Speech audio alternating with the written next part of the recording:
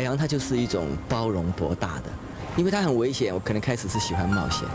台湾最早的潜水人一批人，我可能是那种最早的潜水人之一。看到这个冒险过程中间，看到有那么丰富的生命，就开始被他的这个丰富的生命所吸引。方力行，一位研究珊瑚的科学家，他与他的老朋友陈船长一同回到30年前他的第一个海洋生物研究场所——垦丁。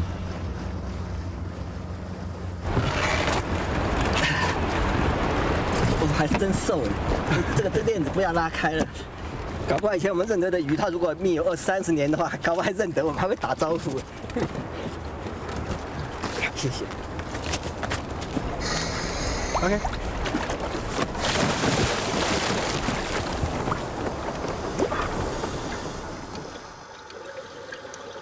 32年前的1976年，方力行就加入了中央研究院所成立台湾第一个海洋生态研究实验室，而垦丁海域则成为台湾第一个珊瑚礁生态研究的采样区。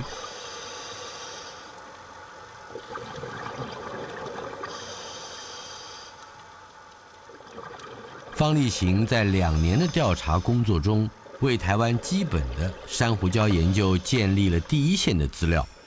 一直到今天的珊瑚礁研究还是建立在当时的研究基础上。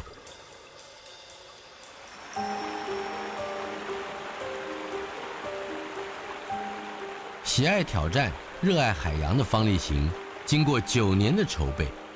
到了2000年2月，国立海洋生物博物馆终于在他手上成立，位置就在垦丁。他将他对海洋的知识与热情投注在建立一个桥梁，试图重新连接海洋与台湾人民。开馆的第1年，来此参观的人数就超过了350万人次。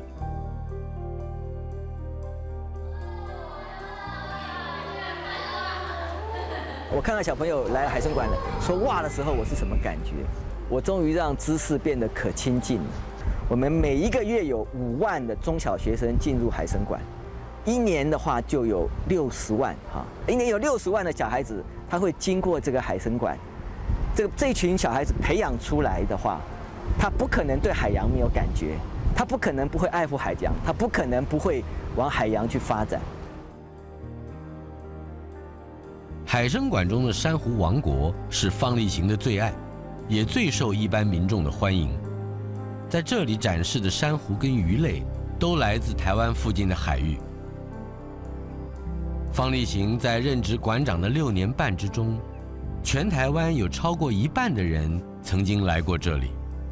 海生馆已经成为台湾推广海洋知识最重要的所在。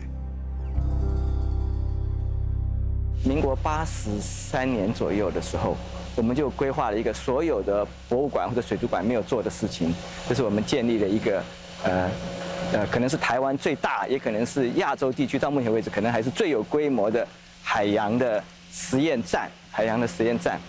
那这个站里面，我们做了很多的研究，那以珊瑚为主，软珊瑚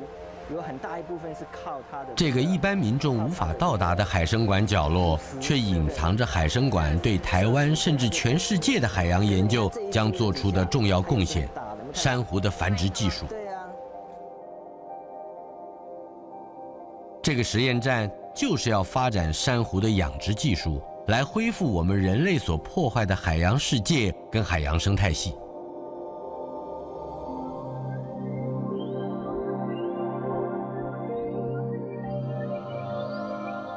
这是片状的珊瑚所以我们培育了很多不同的种类的珊瑚。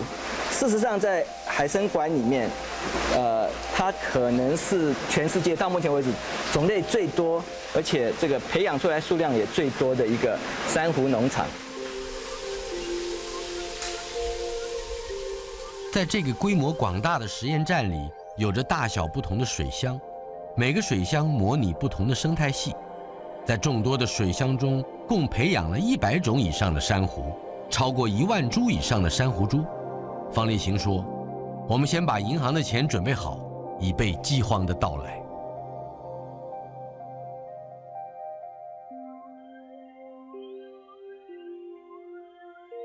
海参馆的珊瑚繁殖技术啊，讲起来有点不好意思，可能是公认的全世界最好的，到目前为止。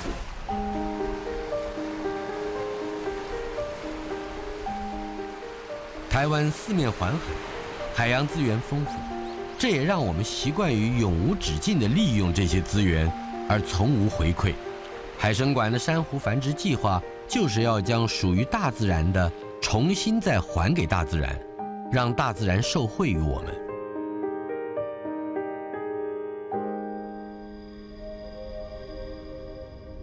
在珊瑚这个庞大的家族里，各式各样的珊瑚约有几千种，单单在台湾的海域就超过300种。珊瑚是一种非常简单的生物，适合生长在摄氏18到20度的海域中。珊瑚的生理结构非常原始，这么简单的生命却能孕育出非常复杂的海洋生态系。珊瑚是全世界海洋生态系里面生物多样性最丰富的一个生态系，所以珊瑚里面的珊瑚及它相关所资源的各种各样的鱼虾贝介，它所呈现的那种洋洋大观的世界比我们陆地上面又丰富千百倍。你可能不相信，但是有这么样一个比喻你在海底下珊瑚礁潜了100公尺，如果你每一种生物种类都认得的话，你认得的生物种类比你在陆地上面一辈子所认得的生物种类还要多。当珊瑚礁真的很兴旺的时候，它不是只有它自己兴旺，它培养了更多的生态系，培养了更多的生命，培养了更大的群社嘛。但是，全世界的珊瑚都面临了相同的危机——全球暖化。1997年，美国前副总统高尔号召全世界的科学家参与一项全球珊瑚拯救计划，而海参馆的行动比他提早了4年。每个人都知道，在全球暖化的过程中，在人类发展的过程中间，珊瑚的命运可能在未来50年会损失70%、80%，甚至可能绝灭。如果我们走在世界的前面，开始在开发珊瑚复育的技术，重新再推回到野外，让这个本来已经被破坏的珊瑚礁，会因为海参馆的努力，再有一线新的生机。我们来到绿岛外的一块海域，我们将追随方力行的珊瑚繁殖团队潜入海底。3年前，这个团队就将在实验室里培养长大的人工珊瑚移植到这块自然的海域之中。这个阶段是整个实验的关键。大自然会接受这些人工养殖出来的同类吗？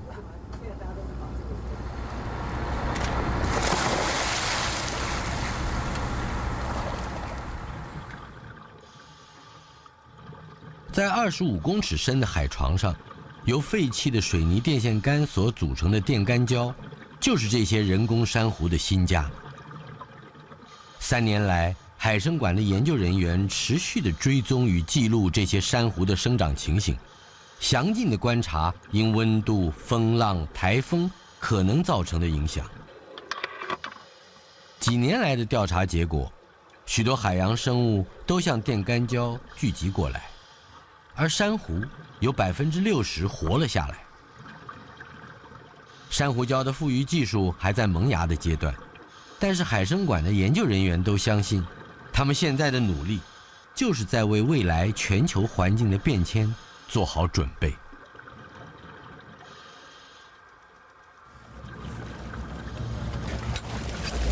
大家都觉得海洋复原是地球上人类未来的方向你其实看海洋就是看世界，海洋的变动就影响全世界的变动。它让我忽然觉得，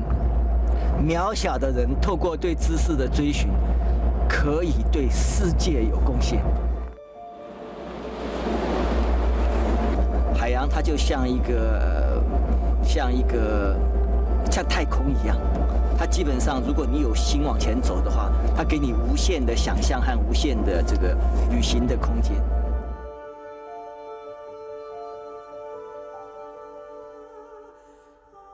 我在水里面，我完全不觉得有什么紧张，我觉得我会身心俱融。泡在海里面的时候，我觉得我的身体的细胞跟我的心就一点一滴的跟海水融在一起，真的这种感觉。如果我就这样淹死掉，我一点都不会后悔。我们就是自然的一部分。